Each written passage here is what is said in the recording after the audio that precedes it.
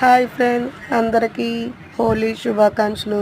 మా ఆయన అయితే నాకు రంగు రాయడానికి బయట రంగు చేతులు వేసుకొని ఇక వంటగదిలో నేను వంట చేస్తుంటే వచ్చి నాకు రాసేసాడు. నేనైతే పిల్లలకి బిర్యానీ చికెన్ అని రెడీ చేస్తున్నాను. చూడండి నాకైతే ఎలా రాస్తారు. పిల్లలతో పాటు ఆయన కూడా చిన్న పిల్లడు అయిపోయాడు. ఇప్పుడైతే మా పిల్లలకు కూడా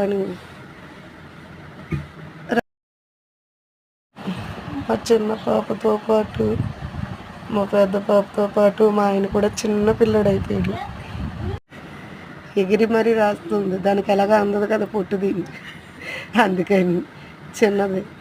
ఒక పెద్దది ఉంది బయట, అది ఆల్రెడీ ఆల్గీలకి రాసేసి అది రాయించుకొని ఇక బయట చూస్తుంది. మళ్ళీ రంగులు ఎవరికో రాస్తాకి వేసుకుంటున్నారు చేతుల్లో.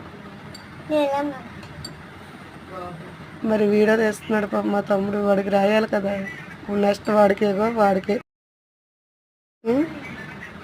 బాగా జరిగింది. బాగుంది ఫేస్. మేమే రాసుకోలేదు, నువ్వు కూడా రాసుకోవాలి. మేమైతే హోలీ అయితే మా ఇంట్లో ఇలా చేసుకున్నాం. మీలో ఎంతమంది ఇలాగా హోలీ ఇంట్లోని ఫ్యామిలీ ఇలాగా చేసుకున్నారు కామెంట్ చేయండి. నా ముఖం అయితే చూడండి ఎలా తయారైందో. వీళ్ళైతే రంగులు పంచుకుంటున్నారు.